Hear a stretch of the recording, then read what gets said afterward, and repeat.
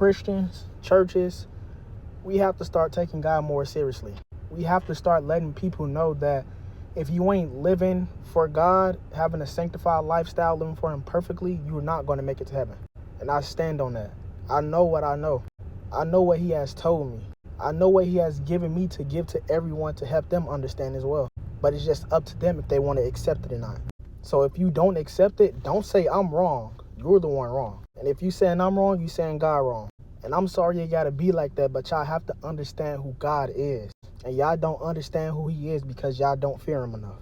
But what I mean by living perfectly, I'm not talking about what the world view as perfect, but living spotless, living sin-free. Something He let me know is that we can't live sinless.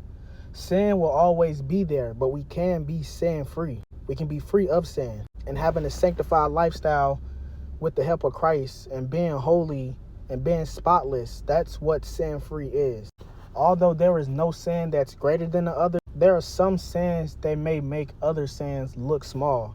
And that's only because you wouldn't expect that to be a sin. For example, when it comes to retaliation, you wouldn't expect retaliation to be a sin because we got other sins like killing and stealing and lust and smoking and things like that. But Jesus tells us not to retaliate. Matthew 5:39 says, "But I say unto you that you resist not evil. But whosoever shall smite you on the right cheek, turn to him the other also."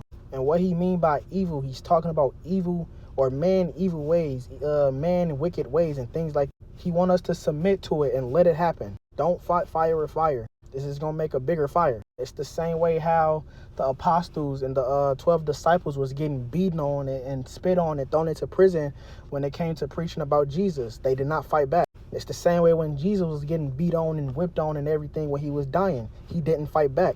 He resisted not evil, and He submitted into it and let it happen. So now you know that retaliation is a sin. If you retaliate, you're breaking a commandment or a command that God gave to us. It's also a sin to not give to people who ask things of you and who ask to borrow things of you. If I need $20 for gas and you got $40, why can't you give me the $20? You have the $20 and more. You not giving me the $20 is you being selfish. It's a form of selfishness. Now, that might be your last $40 before you get paid again or whatever.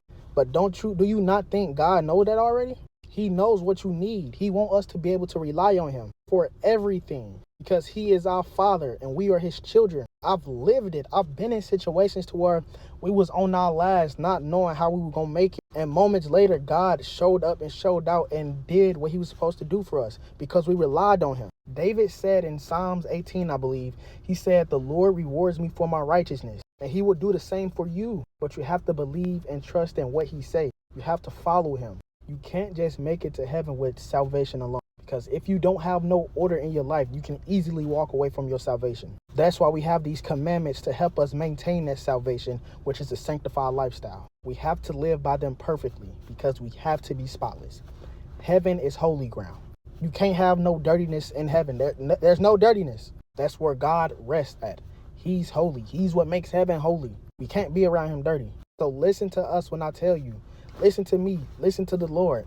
Follow His commandments perfectly. Don't worry about what everybody else say. Stop trying to please people and please the Lord by following His commandments. Believing in Jesus is more than what people say it is. It's not just believing in what He did for us on the cross, but it's also believing in His ways, His lifestyle, the way He lived His life. That's what believing is. Putting what He said into action. That's what believing is. He said, "If you love me, you will keep my commandments." So if y'all say y'all love Him like y'all say I love Him, y'all say y'all believe Him like y'all say y'all believe Him, then do His commandment. It's not as hard as you all think. It's really simple. The God we serve is a simple God. All we have to do is listen and submit. He literally says, "My yoke is easy and my burden is light." He don't ask much of us at all. He just want us to believe. I hope y'all take heed to these words. Y'all stay blessed.